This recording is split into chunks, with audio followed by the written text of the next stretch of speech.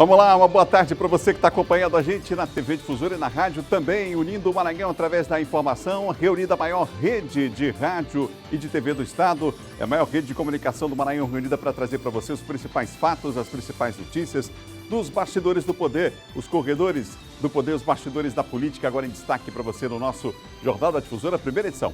Vem com a gente, destaques de hoje, uma quarta-feira bastante movimentada. Presidenciável Ciro Gomes, em alvo de operação da Polícia Federal, ataca Bolsonaro e diz que a ordem judicial foi abusiva. Entenda como vai funcionar o aumento dos funcionários públicos do estado do Maranhão. Associações de policiais civis e militares criticam o reajuste. Presidente Otelino da Assembleia Legislativa anuncia aumento de 9% para os funcionários da Assembleia.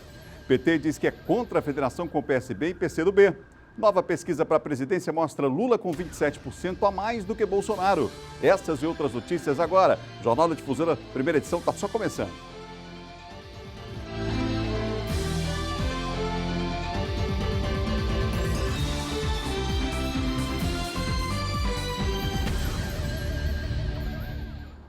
Nosso time de comentaristas está pronto, preparado aqui, ó. Afiados estão aqui os três para daqui a pouquinho a gente tirar com as principais notícias dos bastidores. Aquilo que vai ser notícia só amanhã, mas a gente, claro, antecipa para você, tá bom? Aqui no nosso Jornal da Difusora, na sua primeira edição. Eduardo Ericeira, Kate Almeida, John Coutrinho, os três estão prontos aqui, preparados.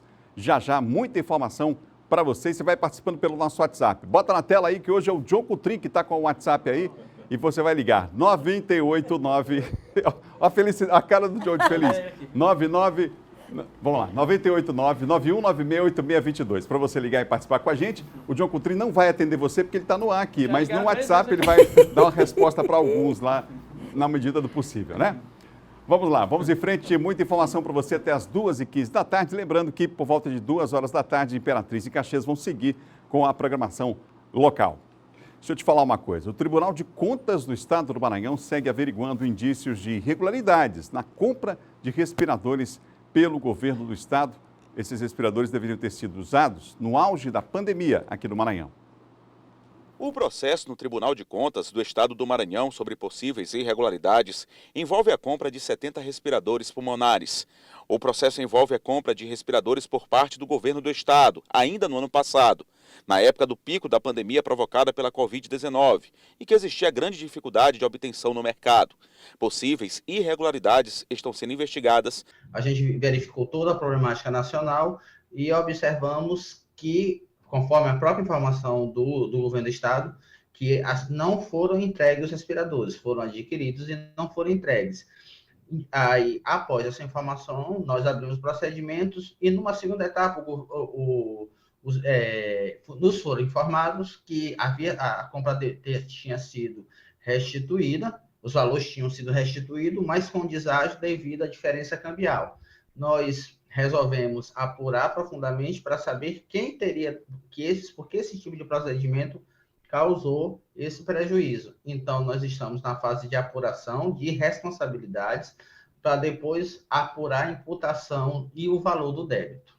Nós vamos verificar por que a compra foi feita com essa empresa, já que ela supostamente não tinha condições de oferecer e de fato não tinha, como que foi o processo de escolha, por que essa informação deixou de ser prestada ao tribunal em tempo hábil e saber quem deu causa ao prejuízo das diferenças do câmbio.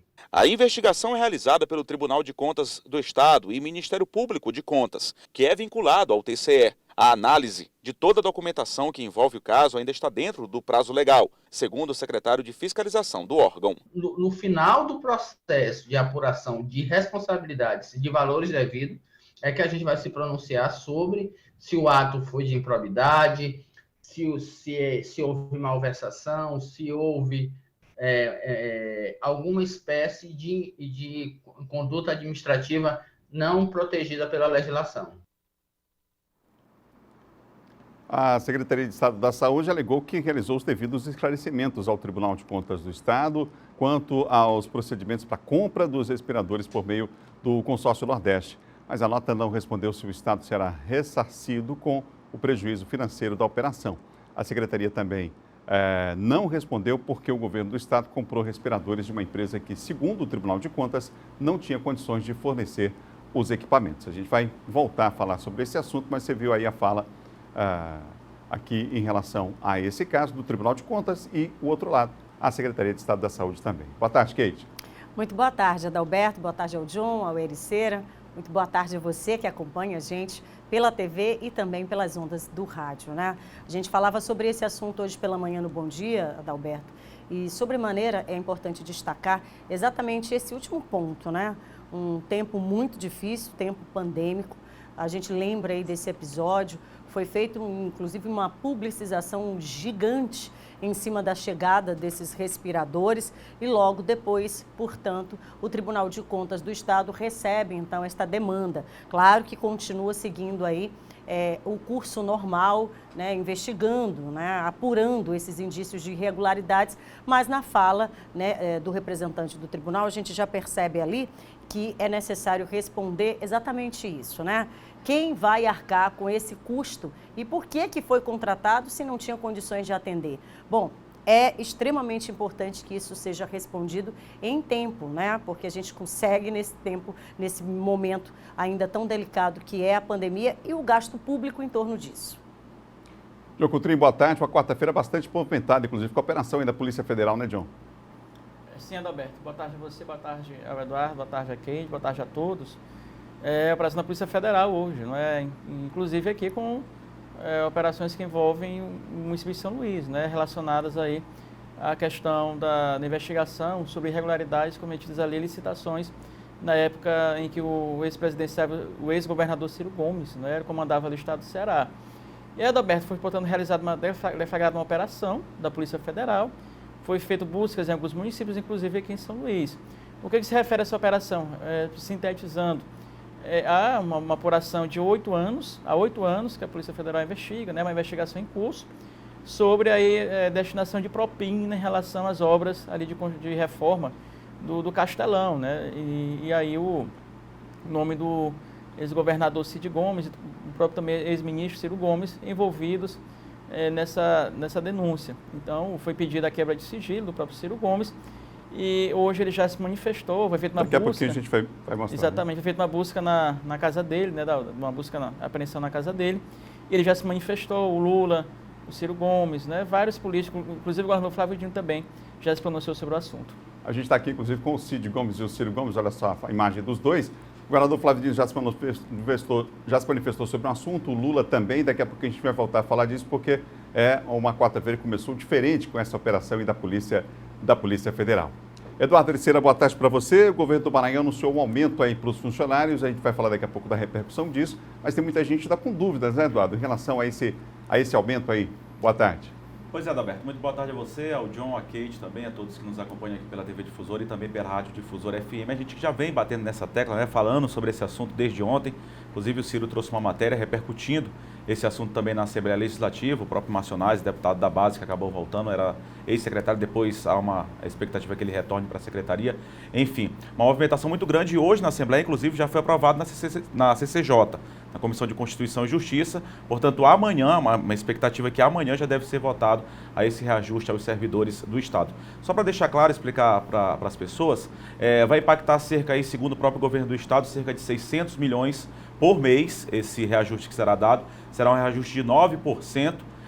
E ele é escalonado, ele começará a ser pago a partir do dia 1º de fevereiro de 2022, portanto do próximo ano, 50% do aumento para as categorias e a partir de 1º de março de 2022, logo um mês depois, na sua totalidade e assim segue, já com os 9% de reajuste aos servidores. Há várias categorias aí criticando que tenha sido um reajuste baixo, muitas pessoas alegando inclusive que seria algo político, já que a gente está prestes a uma eleição já no próximo ano. A gente entende, claro, que é um reajuste importante em meio a uma dificuldade ainda pandêmica causada aí pela pandemia, onde poucos reajustes, aumentos, enfim, está tendo muito cortes, né? Cortes de desemprego, enfim, uma situação bastante delicada, mas claro, todo aumento é importante, mas as categorias também têm direito de reivindicar, claro, algo mais. Qualquer dinheiro, qualquer questão financeira que venha para lucro das pessoas, do trabalhador, sempre é importante, ainda mais numa situação dessa complicada financeiramente. Mas é isso aí que vai impactar financeiramente, economicamente, também esse reajuste a partir do próximo ano. Tem a medida provisória do governo federal, que não pode garantir o aumento, é inconstitucional para esse ano, ficou para o próximo, então, por conta dessa medida provisória. Kate Almeida, entre essas categorias, os policiais, militares e civis. Exatamente. Só complementando aqui, esses 600 milhões que o Eduardo fala, é o que pode chegar o governo de acordo com o teto, né, máximo que se pode oferecer nesse momento, de acordo, inclusive, até com uma nota que foi divulgada aí pelo Estado, tá? Agora, claro que, indiscutivelmente, esse aumento, na verdade, está gerando muitas críticas e insatisfações, sobretudo para a classe, né, da segurança pública. Segundo eles, são pelo menos 7 anos sem reajustes, né, para a categoria, e eles estão diretamente na rua, né? Então é uma atividade extremamente essencial e que não estão sendo valorizados. Foi emitida uma nota aí pelo Simpol, a gente tem até a nota aí, e eles falam que esse reajuste do salário dos servidores... A Associação Policial, do caso primeiro, antes do Simpol, os militares também já se manifestaram, né? Não, na verdade, Adalberto, os policiais, né, a categoria da segurança pública, eles já se pronunciaram por meio de nota, inclusive, dos seus respectivos sindicatos, né? Em linhas gerais, porque é uma nota muito extensa, a gente tem aí o pessoal do Simpol, né? Eles se manifestaram portanto, nessa nota, eles falam de todas, detalhadamente, do que seria essa insatisfação, da indignação, né? A nota é muito extensa, a gente pegou alguns trechos aqui. As associações unidas da Polícia Militar, Corpo de Bombeiros Militares do Maranhão, o próprio sindicato que eu acabei de falar, o Simpol, eles, numa fala mais uniforme, o que eles dizem é o seguinte: eles classificam como incompreensíveis 8%. Eles não conseguem entender, né, em 7 anos, porque somente 8% de reajuste. Eles falam que a destinação desse percentual, diz a nota, é desrespeitosa e também revoltante, levando-se em consideração o longo período. E aí é esse tempo que a gente se refere aqui, de 7 anos, sem qualquer tipo de aumento, e é o que diz aí basicamente essa nota. Bom, o desdobramento disso, inclusive, vai ser, então, foi uma convocação já amplamente divulgada aí. Acho que a gente tem esse edital de convocação também, o Simpol está divulgando aí e convocando a categoria, né, os policiais, para uma assembleia que eles devem realizar, portanto, no dia de amanhã, né, dia 17. Aliás, na sexta-feira, né? Eles devem realizar essa Assembleia Extraordinária, Assembleia Geral Extraordinária, será realizada no dia 17, né, sexta-feira, às 15h30. E aí devem discutir, a principal pauta é exatamente essa: a desvalorização e o abono, inclusive, desta classe, volto a dizer, da segurança pública, são os policiais militares, civis. Bom, então é essa aí a demanda dos policiais, amplamente divulgado, mostrando então essa insatisfação com o reajuste que foi informado.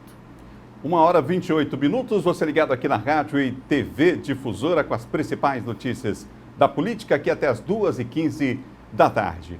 Olha, na Assembleia Legislativa, os deputados se preparam para votar a lei orçamentária anual e o aumento proposto, inclusive, aí aos servidores públicos, que a gente falou agora há pouco, né? E também aumento para os servidores da Assembleia Legislativa, que a gente vai detalhar também nessa reportagem. Vamos ver e ouvir. Mais uma vez, o valor do reajuste concedido pelo governo do estado aos servidores públicos estaduais foi alvo de críticas por parte de parlamentares da oposição. Quem subiu à tribuna e destacou a questão foi o deputado César Pires.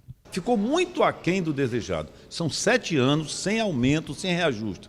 Isso, valor nominal de 9%. Se você for colocar o valor real da inflação, com aumento de telha, com aumento de aço, com aumento da alimentação, da cesta básica, dos remédios, de tudo, porque eu também sou um consumidor de alimento e de remédio, eu digo para você que ficou muito aquém. O governo devia ser mais justo, mais coerente com a realidade, mais próximo daquilo que ele quer combater, que é a miséria, a fome e a desigualdade social, mas não cria outro caminho que não seja cada vez piorar os indicadores do Maranhão. E quando chega a oportunidade de melhorar o salário, se recusa, se nega e manda uma indecência para cá de apenas 9%. Outro assunto que repercutiu na sessão desta quarta-feira foi a proposta de reajuste salarial dos servidores da casa, com vigência já para janeiro de 2022. O projeto de lei deverá ser votado ainda essa semana. A apreciação do projeto de lei de autoria da mesa diretora, que concede 9% de reajuste aos servidores da Assembleia Legislativa, inclusive, além, claro, de outros projetos de lei importantes, dentre os quais o projeto de lei que prevê, aliás, a medida provisória do Poder Executivo que prevê reajuste para os demais servidores da rede estadual. A previsão orçamentária para 2022 é de 24 bilhões e 100 milhões de reais, um aumento de aproximadamente 11% se comparado com o orçamento de 2021. De acordo com o presidente da comissão que coordena as atividades aqui na Assembleia Legislativa do Estado do Maranhão, tudo indica que a lei orçamentária anual será aprovada na sessão desta quinta-feira. E acreditamos que amanhã o plenário vote o conjunto do projeto de orçamento e a gente aprove. Mas tem andado dentro da normalidade, houve um diálogo muito forte com todos os poderes. Mas caso isso não ocorra, o Legislativo terá até a próxima semana para aprovar o orçamento. Nós temos regimentalmente ainda a possibilidade de realizar sessões ordinárias até o dia 22, ou seja, sessões deliberativas, e se nós não conseguirmos esgotar a pauta na sessão desta quinta e ficarem itens essenciais, como por exemplo a lei orçamentária, naturalmente que eu convocarei sessão ordinária para a próxima semana. Informação para você que acompanha o nosso Jornal da Difusora em sua primeira edição. Vamos em frente, vamos juntos. 1h mais 31 minutos até as 2h15 da tarde. A gente segue aqui com toda a rede. A partir de 2 horas da tarde, Caxias e Imperatriz seguem com a sua programação local, hein? A partir de janeiro, a caravana Maranhão Mais Feliz volta a rodar o Maranhão. A informação é do presidente da FAMEM, o prefeito Erlânio Xavier. Kate. Pois é, exatamente. Ele falou, comentou aí, tinha sido abordado sobre esse assunto, fez um agradecimento geral, né, sobre o resultado final da confraternização, que segundo ele, né, sela todo um trabalho feito em 2021, mas que 2022 já tem trabalho previsto aí já a partir de janeiro, né? Falou aí, comentou exatamente sobre esse tema. Ele vai falar agora, a gente volta daqui a pouquinho comentando. 72 prefeitos e prefeitas, vários ex-prefeitos, vice-prefeitos, lideranças, 198 municípios que representou ontem a festa de confraternização do nosso grupo, liderado pelo nosso senador Everton, próximo governador do nosso estado. E a caravana Everton Rocha começa em janeiro, né? Começa em janeiro. Em janeiro vamos rodar o Maranhão, cidade a cidade. Tá aí, Mas estava né? gravando, estava entusiasmado. Entusiasmado, né? Você viu aí. Pois é, tá aí. É uma das grandes lideranças, na verdade, o Erlânio, à frente aí dessa pré-campanha, desse projeto, né, do Maranhão Mais Feliz, confirmando, portanto, que o bloco vai para a rua já a partir de janeiro, né? E falando também sobre o resultado aí final desta confraternização, que, como eu disse ainda há pouco, sela, né? Todas as iniciativas agora de 2021. Me chamou a atenção o número, né? Quase 200 representantes aí dos municípios. Isso aí, Kate, é um indicativo de que o senador Everton é pré-candidato mesmo, né? Porque ele já falou que a partir de janeiro continua a caravana, porque tinha uma reunião marcada para o dia 31, não é isso? De 30 de janeiro. E até lá era para aguardar um pouco, né? Mas parece que não, né? Tanto que o próprio Erlânio fala que a caravana vai continuar, os eventos vão continuar. E o próprio senador Everton disse isso lá no evento que ele participou de ontem, da confraternização, né, que não tem mais como recuar, não tem mais como... Segunda-feira, só lembrar. E não é mais nem dele, né? Não é mais dele, exatamente, que, assim, praticamente anunciou que ele será candidato, né, que é candidato mesmo, independente ali dessa reunião do dia 31. Só lembrando, o projeto Maranhão Mais Feliz percorreu 6 municípios nesse ano.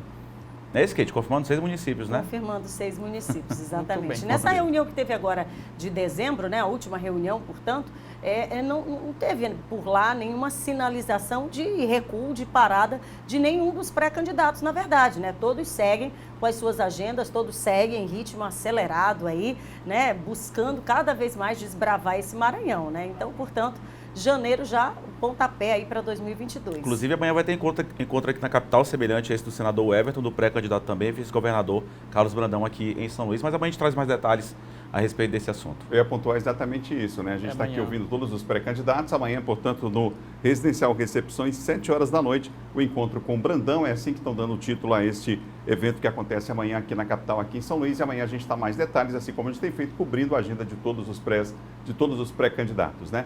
1h35, você ligado aqui na TV Difusora, acompanhando aqui o Jornal da Difusora em sua primeira edição no rádio e também na TV. Passar a bola para o John Coutrin, porque a bancada do PSB elegeu um novo líder do partido para o ano que vem, e é o maranhense Bira do Pindaré, não é isso, o John Coutrin? O Bira é prestigiado, viu, Adalberto? Bem prestigiado com essa liderança. Ele já era vice-líder, né? E a bancada toda, mais de 30 deputados ali, foi unânime em apontar o nome do deputado Bira como novo líder, né, para coordená-la ali a liderança do partido no próximo ano. Então o Bira aí, prestígio também. É claro que isso envolve também o próprio governador Flávio Dino na sigla, né? O governador Flávio Dino hoje que também tem uma força muito grande dentro do PSB. O Bira, que é o presidente licenciado hoje do PSB do Maranhão, ele na verdade é o vice, mas está assumindo a direção do partido, no lugar do governador Flávio Dino. Não sei se o Flávio já retornou, né, à presidência do partido, mas até então era o Bira. E ali, Adalberto, portanto, o Bira se consolida, né? Ali fortalece o nome dele ali na bancada, fortalece o nome dele no Congresso, né? E coloca ali o chamado alto clero, né? Alto clero do Congresso Nacional, com esse posto importante, tendo em vista que o PSB é um dos partidos mais importantes que tem ali no Congresso Nacional. Então, o Bira, que faz um bom trabalho ali na Câmara Federal, tem uma atuação muito destacada, assim como foi na Assembleia, muito aguerrido, né? Tem um mandato mais ideológico, a gente sabe disso, né? O Bira é bem mais à esquerda, leva as pautas de esquerda, os movimentos sociais, e ali acabou o credenciando para assumir esse novo posto. Só lembrando, não só o Bira, que é uma importante liderança, como você bem falou, também o próprio governador Flávio Dino, que é do PSB. E hoje o PSB, a nível nacional, também tem muita força, né? Um dos partidos de esquerda aí mais fortes que tem. E o Bira, ele entra num momento importante, que o PSB também tem uma perspectiva de montar uma bancada muito forte, tanto aqui no estado do Maranhão, quanto aí no Congresso Nacional, já para a próxima eleição. Então ele entra num momento super importante para a sigla. 1h37, o Jornal da Difusora em sua primeira edição, no rádio também, na TV. A gente fala agora da Câmara de São Luís. A gente cobriu hoje pela manhã o Legislativo, tanto estadual quanto municipal. Na Câmara da Capital, o vereador Marquinhos usou a tribuna para, olha só, fazer críticas à atuação dos próprios colegas. Foi isso mesmo. Segundo o Marquinhos, a Câmara pouco contribuiu para a cidade nesse ano. É a avaliação do vereador, a gente ouve de todos os lados e vamos ver e ouvir a reportagem. O vereador Marquinhos usou a tribuna para criticar o papel desempenhado pela Câmara em 2021. Classificou a casa como fraca e desprestigiada. Segundo ele, o ano termina sem que a Câmara Municipal de São Luís tenha feito algo de relevante para a cidade. Também reclamou da falta de reajuste salarial para conselheiros tutelares, que estariam com salários defasados há 8 anos, e propôs apresentar uma emenda com reajuste para conselheiros e servidores públicos municipais. Reajuste a valorização de cada funcionário, para que a Prefeitura possa sentar, dialogar e, pelo menos, fazer um planejamento para melhorar os seus rendimentos, os seus salários. Marcial Lima, líder do governo, rebateu as críticas à gestão municipal quanto à distribuição de emendas destinadas à saúde e ressaltou a importância da liberação aos parlamentares. Reclamou da falta de estrutura em condomínios entregues pelo programa Minha Casa Minha Vida e pediu a liberação do que chamou de auxílio aos servidores da casa, da mesma forma do adotado pela Assembleia Legislativa. O vereador Otávio Soeiro ressaltou ações desenvolvidas com incentivo à agricultura familiar. Também disse que acredita que a CPI do transporte público deva dar respostas concretas à população sobre os problemas na prestação do serviço. Portanto, a cobertura também na Câmara de Vereadores nesta manhã de quinta-feira, bastante movimentada a sessão. E é no mínimo, né, Adalberto, só para falar sobre esse caso, acho que é no mínimo um momento de reflexão, né? Porque um vereador subir à tribuna para fazer esse tipo de relato, né? E não deixa de ser, né, algo bastante impactante, porque você está falando dos seus pares, né? Então, é no mínimo questionador e tem que ser reflexivo também, né? É claro que o Marcial subiu lá também, usou a tribuna para fazer uma defesa, mas isso acho que cabe a cada parlamentar, o presidente da própria casa também, essa reflexão, né? O Marquinhos tá chateado, né? Desde que a gente vê essa questão da CPI do transporte, né? Em que ele ali não foi o relator, nem o presidente, primeiro ele já começou a fazer críticas internas à Câmara Municipal, dizendo que ele é desprestigiado, né? Que ninguém prestigiava ele, por conta do requerimento do Chico Carvalho, que foi colocado... No mesmo dia, inclusive. No mesmo dia, né? Ele disse que foi desprestigiado, depois começou a criticar internamente essas questões relacionadas à CPI. Depois ele saiu da CPI, né? Se atirando no vereador Chico Carvalho. A gente mostrou isso aqui no programa também, ele discutindo com o Chico Carvalho. Duas vezes já, né, John? Duas vezes, na verdade, né? 2 vezes. E agora ele fez mais uma crítica interna, né, aos seus próprios colegas. Só destacando todos, aqui também, né? Adalberto, John e Kate, ele não só falou mal também da Câmara, como aí acabou criticando a gestão municipal, talvez por isso também o líder do governo, como a Kate bem lembrou aqui, que é o vereador Marcial Lima, também subiu para defender também a gestão municipal. Só lembrando que essa discussão, apesar da eleição ser aí a nível estadual, reflete aí, também respinga na Câmara Municipal. Certamente as discussões e debates serão mais acalorados na Assembleia, mas certamente no próximo ano pode esperar que vai ser mais ou menos assim também na Câmara Municipal de São Luís. Faltam 20 minutos para as 2 horas da tarde e você está aqui na TV Difusora e na rádio também acompanhando com a gente o Jornal da Difusora em sua primeira edição. A gente vai falar agora da CPI dos transportes, porque ela convocou o ex-secretário da Secretaria Municipal de Transporte, da SMTT, para depor. Agora, não sei se não chegou para eles uma informação que era fundamental, Kate, para que de fato esse depoimento aconteça. Que informação é essa, Kate? Pois é, esqueceram de checar aí se o depoente, no caso, o ex-secretário de Trânsito e Transportes, o Canidé, né, ele poderia ir fazer, então, responder a essas perguntas. O fato, Adalberto, é que a CPI convocou, né, o ex-secretário, porém ele está doente, né, está internado há pelo menos 2 meses no hospital particular aqui da capital e, inclusive, esteve aí nos últimos dias na UTI, em estado gravíssimo, né? Ontem a gente soube à noite que ele já está melhor, né? Mas continua internado. Inclusive teve aí pegou uma bactéria nesse hospital. Bom, o fato é que ele está internado, né? Não tem nenhum tipo de condições, nem previsão de alta. Aí eu fico daqui me perguntando, assim como você aí do outro lado, como é que se propõe um depoimento como esse, se faz uma convocação dessa, sequer sem saber se esse depoente tem condições disso nesse momento, né? É complicado. Eu acho que a comissão deu um tiro errado aí, mirou aí, mas não conseguiu acertar. Eu acho que falta um pouco mais de entendimento ali, né, na comissão para que se ande, primeiro, né, são 60 dias, é preciso se dê celeridade para essa CPI, para que se tenha o cumprimento do objetivo, que é de fato apurar, né, esse transporte público, sobretudo a licitação, que é o objeto da CPI. E até agora a gente não tem nada de concreto acerca disso. Ter mais cuidado em relação a essas convocações, né, para que não aconteça isso novamente, né? 1h42, você ligado aqui na TV Difusora e Rádio Difusora também. Por falar no sistema de transportes, Eduardo Ericeira, os empresários alegam em prejuízos na pandemia. Já calcularam o valor desse prejuízo, Eduardo? Pois é, Adalberto, essa informação partiu do próprio sindicato das empresas de transporte, viu? Olha esse valor do déficit durante a pandemia, 140 milhões de reais. Nossa. Isso não sou eu que estou falando, não. São os próprios empresários do setor transporte público que fizeram uma conta aí e avaliam um prejuízo aproximado de 140 milhões de reais durante a pandemia, uma média mensal, segundo o CET, de 7 milhões aí de déficit por mês. Será que alguém vai tentar mudar de ramo? Que calculadora é essa? Eu quero ver a planilha, gente. Eu quero ver o cálculo, a planilha. Meu Deus, que calculadora é essa? É uma informação, inclusive, importante para os vereadores da CPI de Transportes, para os vereadores da cidade, importante para poder debater esses cálculos aqui com os empresários. Eu resumi aqui alguns pontos, a nota é bem extensa do que foi encaminhado para mim do Sindicato das Empresas de Transportes, mas eles disseram que com essa questão de gratuidades, a gente sabe que a gratuidade é prestada aí a muitas pessoas, idosos, enfim, algumas categorias, algumas pessoas, eles disseram que só por conta dessa gratuidade, essa questão do déficit na prestação do pagamento das passagens seria em torno de 15 milhões por conta dessa gratuidade, e isso teria que ser acertado. Eles disseram ainda que são vários gastos que são repassados, tem a questão do aumento de combustível, gasto com pessoas, com o pessoal, os trabalhadores, enfim. E eles disseram que hoje, para acabar equalizando esse tipo de situação, equilibrando as contas, o valor da passagem teria que estar em R$ 4,77, pelo menos, segundo aí os empresários do setor do transporte público, para equilibrar as contas. Eles alegam ainda que desde 2016 também não tem aumento.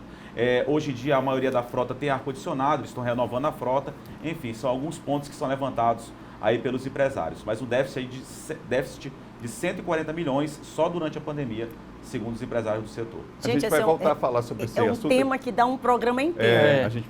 A gente precisa falar, tem várias perguntas que ficam no ar em relação a esse caso. A gente vai voltar a falar sobre isso, pode ter certeza, Pode ter certeza disso. Faltam 15 minutos agora para as 2 da tarde, a gente precisa ir para o intervalo, a gente vai para o intervalo e volta já já. Na volta a gente vai falar sobre, por exemplo, o PT, que é contra a questão da federação, tem os assuntos nacionais, a operação de hoje da Polícia Federal também. Tudo isso já já depois do intervalo e as notícias de Imperatriz e Caxias. É rapidinho, a gente vai e volta.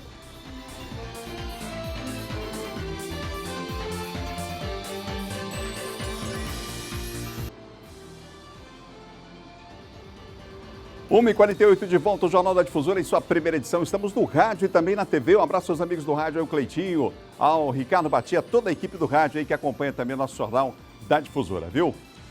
O sonho de ter a sua caminhonete 4x4 chegou, hein? Na Araçagi Veículos. É isso mesmo, Araçagi Veículos, referência para comprar a sua Hilux. Caminhonetes 0 km seminovas, compra, vende, troca. Araçagi Veículos é para fechar negócio. Financiamento sem burocracia e o melhor preço em carros 4x4, hein? São mais de 60 caminhonetes para você escolher o ano e a cor. E olha, comprando esse mês, você ganha tanque cheio, meu amigo. Araçagi Veículos, na Avenida Araçagi, número 17, próximo ali à UPA. O telefone e o WhatsApp na tela para você, 989-9148-9468. Chegamos aqui na Avenida Araçagi, número 17, na Araçagi Veículos. Um mundão de caminhonetes para você. Qualquer caminhonete que você gosta, aqui na Araçagi Veículos tem. Olha só, a pronta entrega é estoque para valer. Inclusive o gerente já está por aqui, é o João. Ô João, que caminhonete é essa aqui? Fale tudo pra gente. Essa aqui é a manual, é a standard, é a PEC. Essa aqui é uma SW4, 4x4, a diesel. Olha aí, caminhonete por dentro. Olha lá, os bancos realmente diferenciados, viu, João? É uma caminhonete completa, uma caminhonete de patrão. Na verdade, aqui tem carro para todos os gostos, né? Araçagi Veículos, a loja mais completa, o maior estoque Araçagi Veículos. Tem todas as caminhonetes, todos os estilos. E atenção, preste atenção, caminhonete nova e seminova. Qual o horário de funcionamento aqui na Araçagi Veículos? Das 7h30 da manhã às 5h30 da tarde. Preste atenção, comprou a sua caminhonete zero ou seminova, você não vai pagar gasolina. O tanque é por nossa conta. Araçagi Veículos. Já fechei negócio, só falta você. Vem para Araçagi. Vamos juntos até as 2h15 da tarde com o Jornal da Difusora em sua primeira edição, com toda a rede de rádio da Difusora FM, portanto. Daqui a pouquinho em Caxias começa o Jornal da Difusora local, em Imperatriz também. Vamos à região dos Cocais, primeiro com o Zé Carlos, saber os destaques de hoje lá de Caxias. Zé Carlos, boa tarde para você, boa quarta-feira. Boa tarde, Adalberto. Excelente quarta-feira para você e para toda a equipe do Jornal da Difusora. E hoje nós vamos destacar o seguinte: comerciantes apostam em crescimento das vendas no período natalino. A expectativa é superar os negócios realizados no mesmo período de 2020.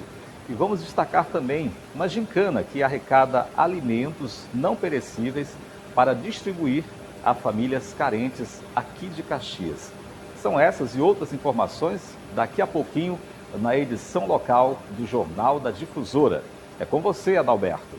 Obrigado, Zé Carlos. Abraço a todos aí em Caxias, viu? Acompanhando a nossa programação. A audiência é grande ali na região dos Cocais, viu? Faltam 9 minutos para as 2 horas da tarde. É hora de ir à Imperatriz. A Liliane está com a gente aqui com os destaques da região Tocantina. Boa tarde, Liliane. Boa tarde, Adalberto. Olha só, daqui da nossa região, especificamente Imperatriz, a gente destaca a visita do senador Everton. Passou por aqui cumprindo uma agenda de trabalho e assinou a ordem de serviço para o asfaltamento da Avenida Santa Luzia, uma importante avenida de um bairro novo aqui de Imperatriz, que tem uma grande movimentação e vai beneficiar aí mais de 900 famílias nesse bairro novo que é o Santa Luzia. É um investimento de mais 5 milhões vindo do senador Everton aqui para a cidade de Imperatriz, também falando sobre a infraestrutura geral da cidade com várias obras. No JD de hoje, a gente vai falar também do encerramento das atividades na Câmara de Vereadores, a Câmara Municipal aqui que encerrou hoje, né, a sessão de 2021, assim como outras atividades também da cidade que já estão encerrando suas atividades durante todo esse ano. São alguns dos destaques do Jornal da Difusora, primeira edição aqui de Imperatriz, ao vivo para toda a região sul do estado. Eu volto aí com você, bom trabalho, boa tarde. Obrigado, Liliane, pelas informações, a todos a Imperatriz também. Esse assunto que você vai ver daqui a pouco no Jornal da Difusora em destaque, né? Lá em Imperatriz, com mais detalhes, a gente vai ver um trechinho aqui de uma entrevista que o senador Everton deu. Ainda há pouco assinou ordem de serviço de obras lá na cidade e falou com a nossa equipe lá da Difusora em Imperatriz. Vamos ver e ouvir. Aqui na Avenida Santa Luzia, que a ligação dela ao anel viário também vai facilitar o acesso ao hospital, é um outro grande sonho. O prefeito Assis já tinha feito essa reivindicação, estava atrás dos recursos, porque aqui também é uma obra cara, cerca de 5 milhões de reais para fazer aqui essa avenida.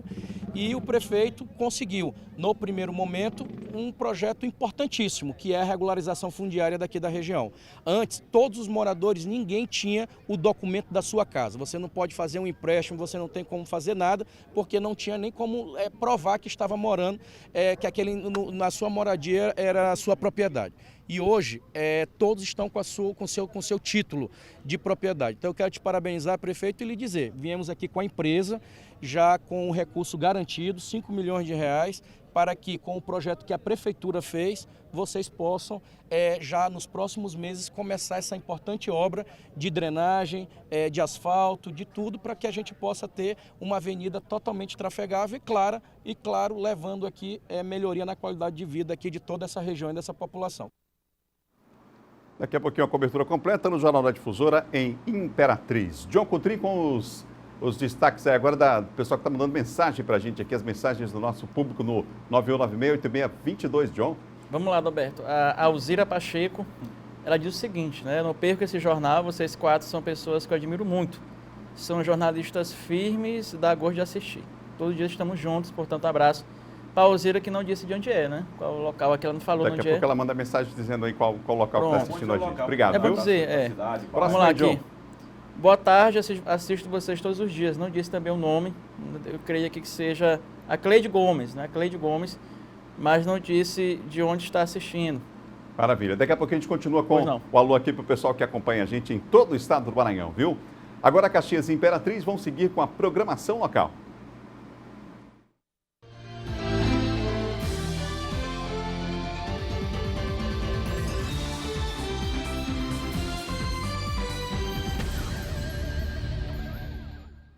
Já o John está ali consultando, tem mais alô para o pessoal que acompanha a gente aqui em todo o estado, até porque continuamos juntos para todo o Maranhão, inclusive Caxias e Imperatriz no rádio, a Rádio Difusora FM, tá bom? Petistas do Maranhão são contra a federação partidária com o PSB e PCdoB. A gente vem falando sobre esse assunto e agora o posicionamento do partido é esse mesmo, John? Está dividido de novo? Porque geralmente no PT tem essa questão, né? Mas a questão de sobrevivência, a própria Kate falava isso de manhã. O PT aqui do Maranhão, reunião executiva, Adalberto, e decidiu, não é, os pré-candidatos ali, executiva, que no Maranhão não é interessante, né? É uma federação com outros partidos, O que acontece, Adalberto? É claro que nós temos aí no Maranhão, por exemplo, no PSB, a gente falava do PSB agora há pouco, na própria Beira do Pinaré, Duarte Júnior, temos no PCdoB o Márcio Gerri, Cleiton Noleto, né, para deputado federal. E aí o PT talvez poderia também, né, não eleger nenhum nome, não é? Diante desses nomes aí já colocados, que nós já citamos anteriormente. Então, por questão de sobrevivência, nada contra, né, esses partidos, nem suas lideranças, mas o PT avaliou, portanto, aqui no Maranhão, não é, que é contra essa questão da federação, essa união desses partidos, né, para concorrer às eleições, que não é uma coligação, é apenas uma união, né, deles por 4 anos. Pesa ainda, Adalberto, a questão das eleições municipais, não é? Porque você faz um acordo não só para a eleição estadual, mas para as eleições municipais. Aí você vê, por exemplo, passa a eleição estadual, chega a eleição no município, aí os 3 partidos estão federados, PT, PSB, PCdoB. Como é que vai decidir quem vai ser o candidato? Vai ser o nome do PCdoB, vai ser o nome do PT, do PSB? Vai ter uma certa confusão se não ficar alinhado desde agora, não é? Então, alguns estados, como Maranhão e outros, por enquanto, dentro do PT, são contrários, né? São contra aí essa questão da federação. Já era esperado, Kate? Já parece aquelas frases que a gente vê, não é nada pessoal, tá entendendo? Por favor, não é nada pessoal, mas a questão de sobrevivência mesmo, né? A necessidade. Exatamente. A gente até comentava isso hoje pela manhã, né? O John pontuou bastante. É sobrevivência, né? E vai ser um ano exatamente nesses moldes. O PT tem o Zé Carlos hoje, que é deputado federal, né? Tem o deputado Zé Inácio, que é estadual. É claro que fazendo essa federação, outros nomes também que competem, né? Tem até mais força do que eles, né? Então, poderia... Você falou bem, né, John? Reflete nos municípios também, né? Vai ter que ter, às vezes tem vereador do PT, tem muito vereador no interior do estado, não só aqui no Maranhão, mas em outros municípios, que se acontecer essa federação, de repente vai ter que migrar para o PSB, PCdoB, é uma união, isso vai gerar uma dança de cadeiras também nos municípios, né? Exatamente. Não só aqui no Maranhão, mas no Brasil como um todo, já que essa federação é uma questão nacional. Sobrevivência. Sobrevivência, a palavra é essa. A gente vai para o intervalo agora e volta já já com mais informações para você. Lembrando que você continua mandando mensagem para a gente. Bota na tela o WhatsApp para o pessoal que vai participar com a gente. O John já está ali, não vai atender cheio. Você, tá bom? Mas vai ler a sua mensagem. Bota o nome. 98 991 968622 991 98 991 96 8622. Tá bom? É para você participar então, mandando mensagem para nós. A gente vai para o intervalo e volta rapidinho, só dá tempo de tomar aquele cafezinho, você que já almoçou. Volta já.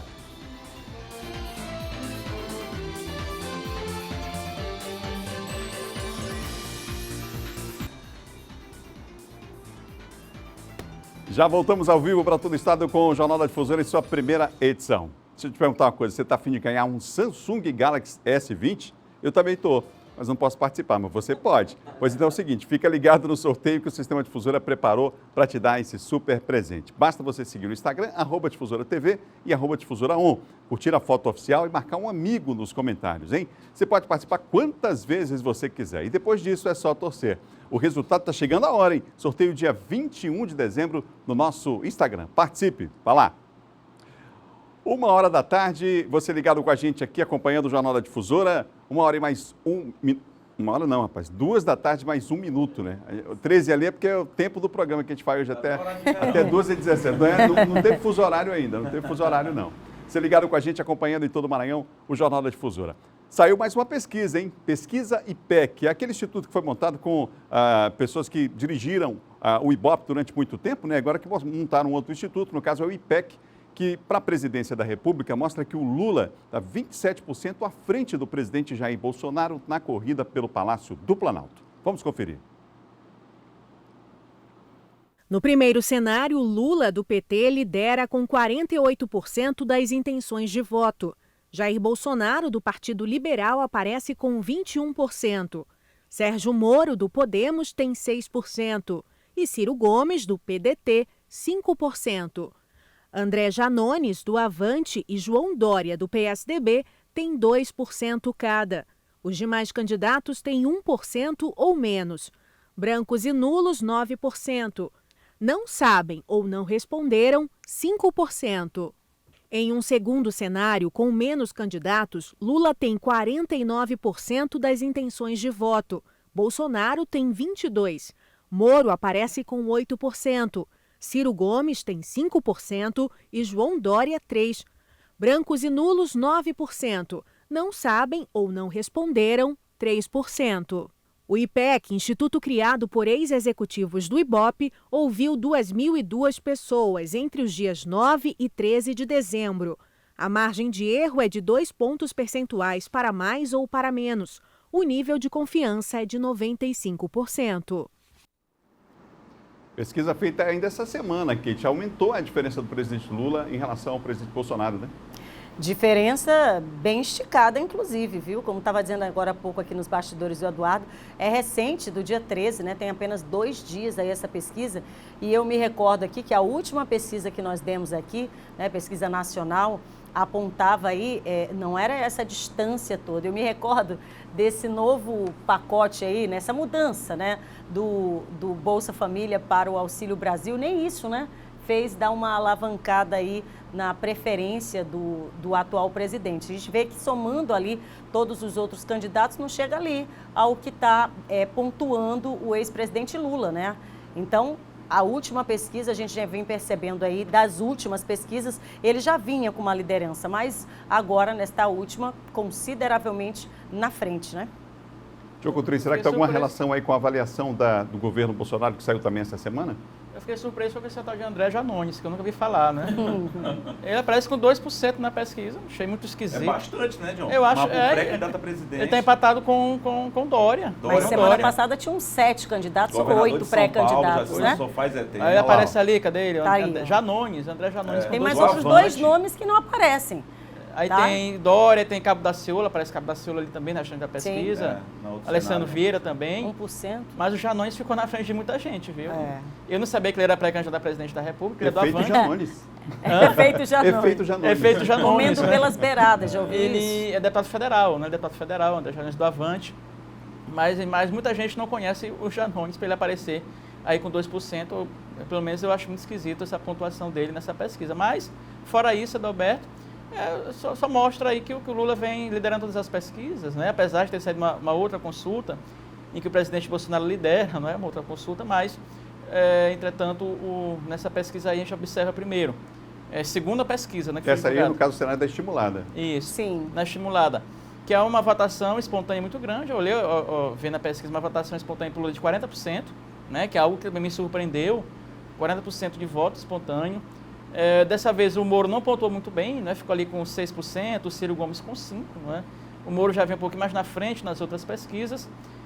E uma rejeição do Bolsonaro que reflete também nas intenções de voto dele, segundo também essa pesquisa. Ou seja, outro detalhe, o Lula aparece com 63% no Nordeste, uma votação também muito alta no Nordeste, e o Bolsonaro pontuou muito bem ali no Sul, Centro-Oeste, não é? Onde ele tem o melhor desempenho. E o Lula também, segundo a pesquisa, aparece bem mais votado naqueles que têm a escolaridade mais baixa e também naqueles mais pobres. Só para lembrar, a rejeição nessa pesquisa, como o Adalberto citou aqui, o John também acabou de falar, a rejeição do Bolsonaro nessa pesquisa também, a gente acabou não mostrando, mas se você for estudar, avaliar ela como um todo, ela foi bem alta, a rejeição do presidente Jair Bolsonaro, muito impulsionado por conta da questão como ele tratou logo no começo da pandemia, agora com um pouco mais de seriedade, né, digamos assim, já que várias vidas foram perdidas, mais de 600 mil pessoas só aqui no país. Essa questão da pandemia foi algo que acabou pesando contra o presidente Jair Bolsonaro, e o John falou algo também importante, que é a questão do eleitorado no Nordeste. A gente lembra aqui que o eleitorado do Nordeste é o segundo maior colégio eleitoral do país. Ele só fica atrás do Sudeste. No Nordeste, o ex-presidente Lula ainda é muito disparado. Agora a gente tem que ver o efeito, né, daqui para frente. Falei Nordeste, me lembrei, Eduardo, do efeito Auxílio Brasil, né? Também é isso. Quando cai dinheiro naquele auxílio de R$400. Está só no comecinho ainda, né? Já está caindo. Mas está no comecinho. Está no comecinho. Começou a cair. Porque eu me lembro que está caindo o dinheiro da vez passada, quando o presidente pagou aquele auxílio emergencial, a aprovação dele aumentou, né? A gente viu que ele cresceu bastante aí. Mas sabe o que a gente avalia, na verdade, nesse cenário? Parece um fenômeno, né? Aquela coisa momentânea.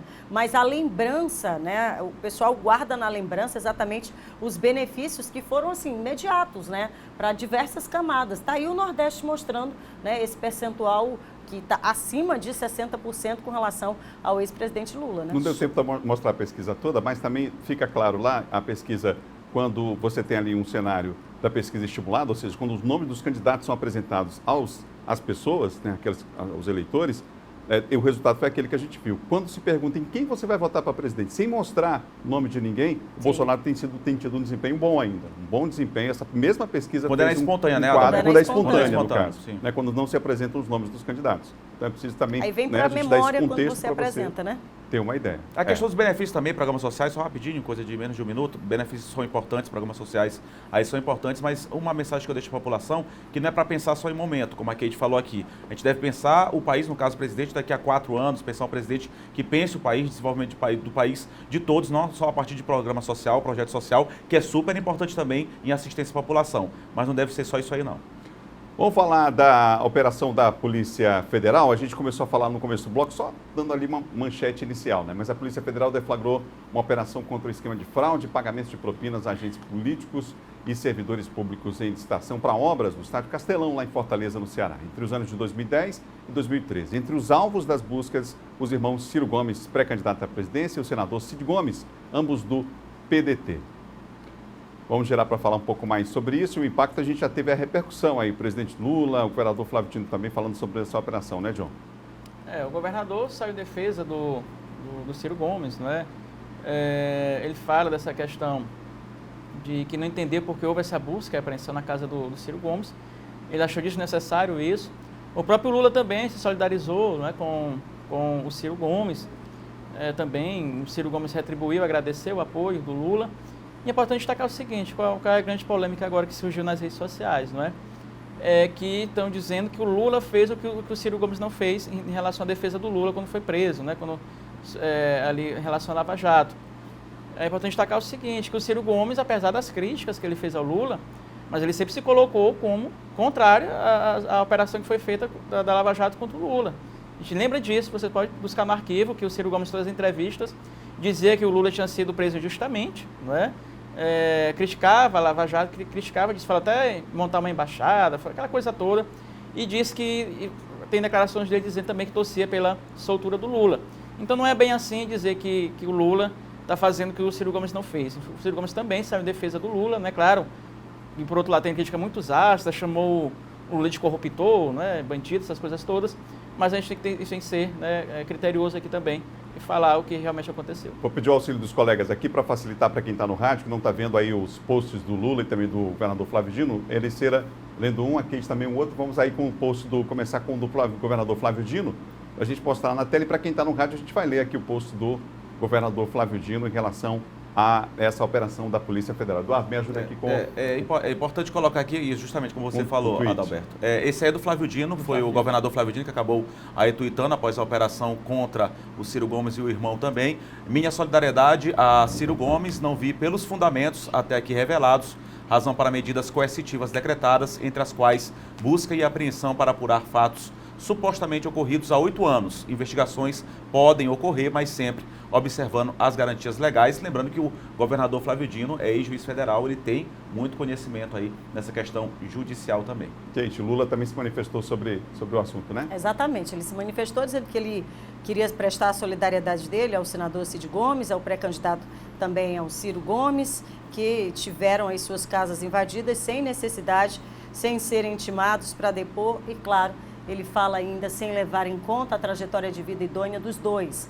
E ele diz que eles merecem ser respeitados. Ainda há pouco o John Coutry falava que ele respondeu, né, a esta mensagem, dizendo que, inclusive, ele se considera agora, nesse momento, obrigado a dar esclarecimentos necessários, mas isso em respeito ao povo brasileiro e, de fato, ele vai fazer.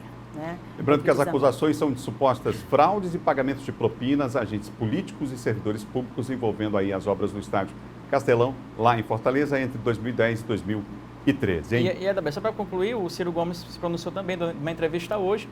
Ele fala que não tem dúvida que está por trás disso é o presidente Bolsonaro, através da Polícia Federal.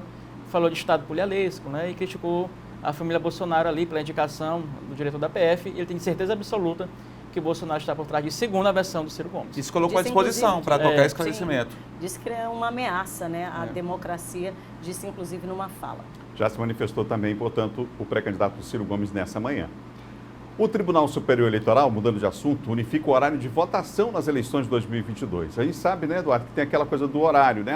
Encerrada a votação em São Paulo, no Rio, mas no Amapá, quer dizer, você tem vários fusos aí no Brasil, né, por conta do tamanho, da dimensão continental do país. Mas agora vai ser tudo no mesmo horário mesmo? Pois é, fim de ano, né, Adalberto? A gente sabe que tem gente que comemora o ano novo antes do que outras pessoas, né? Verdade. Vem lá da Austrália, Japão, vai passando até chegar aqui no país, no Brasil. Essa assim era na eleição aqui, o Brasil que tem a dimensão continental, são 4 fusos horários, agora todo mundo vai votar no mesmo horário. Inclusive vai ficar aí, era de 7 às 17 horas, mas por conta dessa mudança vai acabar sendo de 7 às 16. Em alguns estados, Amazonas, Rondônia, Roraima, Mato Grosso e Mato Grosso do Sul, vai perder 1 hora, vai ficar só de 7 às 16. Aliás, vai começar antes e vai terminar antes, vai ficar no mesmo tempo, mas vai começar antes e terminar antes. Nos demais estados, de 8 às 17. Mas todos seguindo agora o horário de Brasília, essa mudança que foi estabelecida pelo Tribunal Superior Eleitoral. Agora todos os eleitores brasileiros votando aí no mesmo período. Alguns de 8 às 17, alguns estados, outros de 7 até às 16 horas. Maravilha. Amanhã tem mais, e a partir de 2h15, alguma break news aí, John? Não, as mensagens, né? As mensagens, vamos lá, rapidinho. Só dá tempo só de uma, vai. Só uma. A Leonice de São Vicente Ferreira, tem também o nosso ouvinte também de Pinheiro, né, que mandou mensagem. Tem aqui o de Vitória do Mearim também, o Zezinho Rutz, né, que mandou aqui um abraço pra gente. Zezinho Rutz é conhecido lá. É conhecido, mandar um abraço também aqui, Quarteto de Excelência, mas não disse o nome da pessoa. Beleza. Mas a gente fala mais. Tá bom, John. É isso aí, pessoal. A gente agradece a sua audiência, a sua companhia. Você no rádio e na TV acompanhando com a gente as principais notícias da política. Amanhã tem mais. Tchau, tchau. Hoje é dia de confraternização da empresa. Olha lá, pessoal, hein? Com equilíbrio. Por favor, com equilíbrio. Amanhã tem mais. Amanhã é dia de trabalho.